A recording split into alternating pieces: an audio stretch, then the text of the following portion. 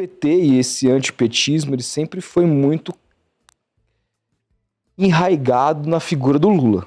Sem dúvida nenhuma. Tanto que se fala em lulismo. Também, exatamente. Né?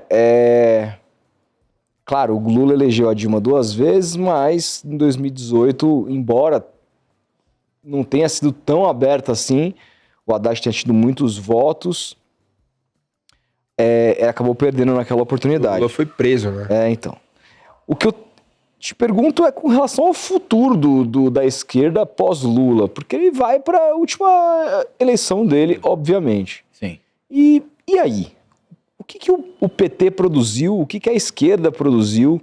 Existe algo que possa se comparar ao campo da ultra-esquerda, da ultra-direita na esquerda, uma ultra-esquerda surgindo, uma galera de repente, jovem, comunista? Como é que a gente está para esse futuro pós-Lula? Você estava falando disso, eu estava me lembrando, lá em 2010, numa sketch humorística do Cacete Planeta, em que eles fizeram um personagem que ia ser a Dilma, né? E aí, a candidata Dilma vai falar. Aí, quando ela começa a falar, ela fala assim: olha, eu acho que é importante considerar certas situações. Ela começa a falar igualzinho o Lula. Né? Que era o quê? No fundo, o candidato era o Lula. Né? Assim como tem aquela imagem de 2018, não sei se vocês se lembram, tem uma foto do Haddad com uma máscara do Lula meio olhando por trás dela. Sim. Uma imagem que ficou bastante famosa. E até o slogan do Haddad é: Haddad é Lula. Uhum. Né?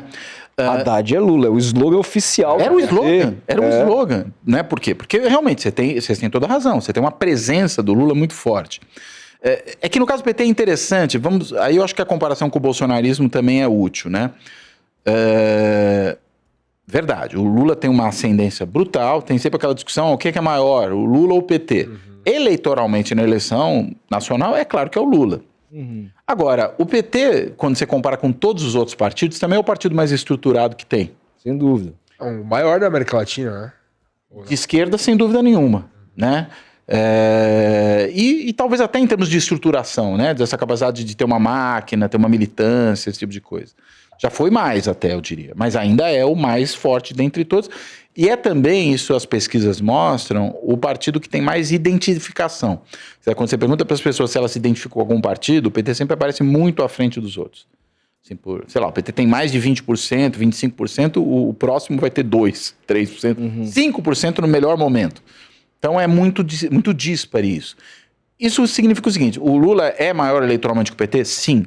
Agora, o Lula fora de cena, o PT some? Me parece que não, por conta dessa força que a marca partidária tem, que é maior do que dos outros partidos. Agora, apesar disso, acho que o PT tem um problema seríssimo, que é, ao contrário do que eu falei até que se observa na ultradireita, que é uma renovação de quadros. Né? Um dos novos quadros do PT é o Haddad, que já é um sujeito com mais de 60 anos. Então, não é exatamente uma grande renovação. E é alguém que não detém o carisma. Não nutre do carisma necessário que para uma reeleição nacional. Exato. É porque o Lula é uma liderança carismática, né? Sempre foi. Agora, ele se confunde muito com o próprio partido, né? E nisso também vem uma diferença interessante com o bolsonarismo. O Bolsonaro não tem um lastro partidário, né? Ele é muito mais líder de um movimento do que de um partido. E aí o Bolsonaro saindo de cena, o que sobra? É o PL? O PL é o partido onde o Bolsonaro está, não é o partido do Bolsonaro. É diferente do PT e do Lula. Então é uma relação meio complexa, em que às vezes a coisa é uma força, às vezes é uma fraqueza. De um lado, claro, você ter uma liderança como o Lula no seu partido é um trunfo. Agora, você tem que ter substituto, né? Você vê nomes? Não tem. Bolos... Manuela Dávila. Eu acho que eu vejo um jovem. O Boulos não é do PT, é do PSOL. A Manuela Dávila era do PCdoB, não sei se ela vai pro PT agora. Né? O João Campos, prefeito de Recife, que é muito articulado, bem avaliado e tal, é do PSB. Flávio Dino saindo do STF. O Flávio Dino foi pro STF e também já é um homem, né, dos seus 60 anos. Enfim, não sei se vai sair tão cedo do STF. Então você tem um problema de renovação aí, eu acho. Era o Ciro esse cara que abandonou esse posto? É que o Ciro, eu acho que, enfim, ele se auto-inviabilizou, né? Sem dúvida, mas se não fosse isso, você vê na figura dele como alguém provável para esse... Poderia, teoricamente, ser. Né? Não fosse um sujeito tão autodestrutivo, né? Nossa, impressionante. O Ciro é muito autodestrutivo, né? Eleição de 98 ele já agiu assim, né? Agiu assim em outras eleições seguidas, dando declarações muito desastradas. E aí tem uma coisa que eu acho interessante, né? A gente falava do Bolsonaro, das declarações absurdas e o que o fortalece. Quando você é um político totalmente antissistema, falar absurdos não é um problema, até é um trunfo.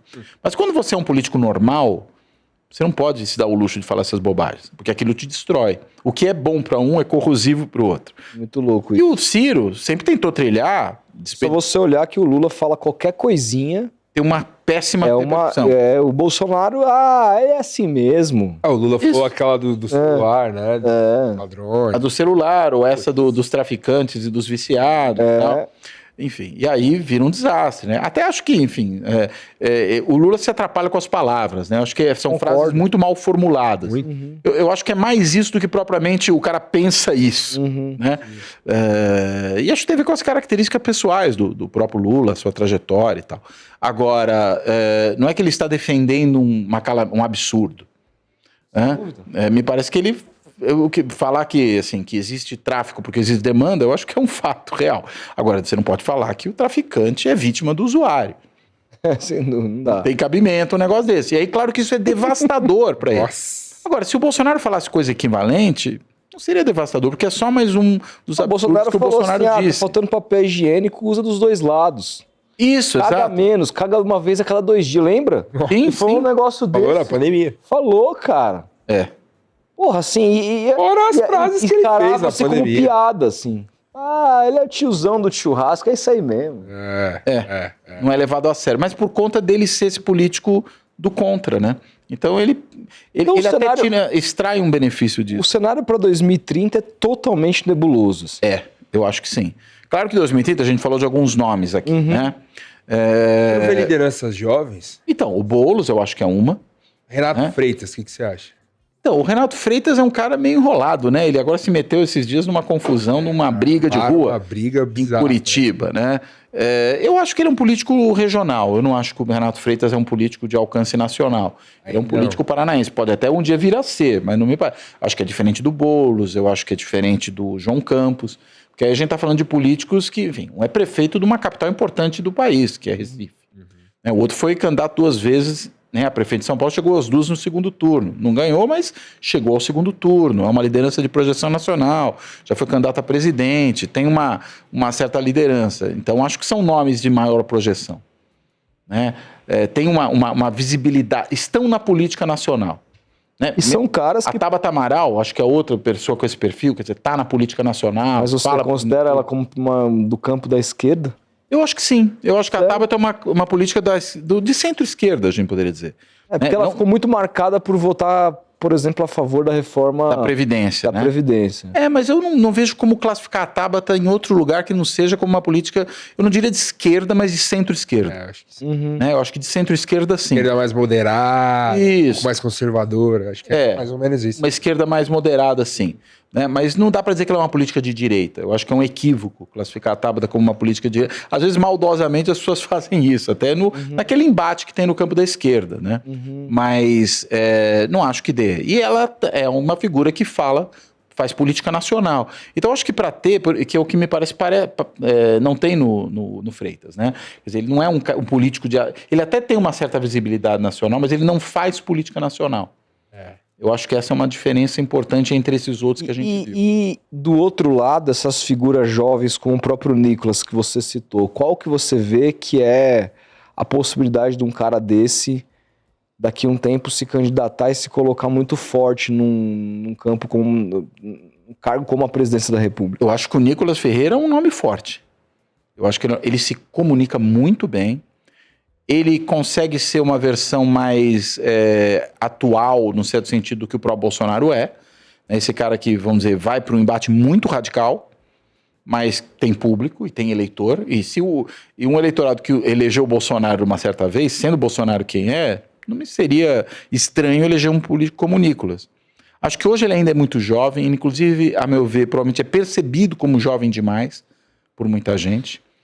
Ele tem cara de muito garoto, inclusive, e isso, a meu ver, tem um certo peso numa disputa nacional. Não sei o quanto ele contaria com muita confiança de uma parcela do eleitorado. Não havia uma certa hesitação em votar em alguém com um aspecto tão jovem, como ele tem, mas para disputas locais, de repente uma disputa de prefeitura, até em Belo Horizonte recentemente, o candidato do PL que foi para o segundo turno é um sujeito quase tão jovem quanto o Nicolas, né? Ou de uma idade, acho que até um pouco mais jovem que ele, o Bruno Engler. Você acha que ele vai buscar naturalmente esses cargos mais regionais a priori? Eu não descartaria, né? Eu acho que um cargo, por exemplo, uma disputa de governador, mas pode ser que faça o caminho direto.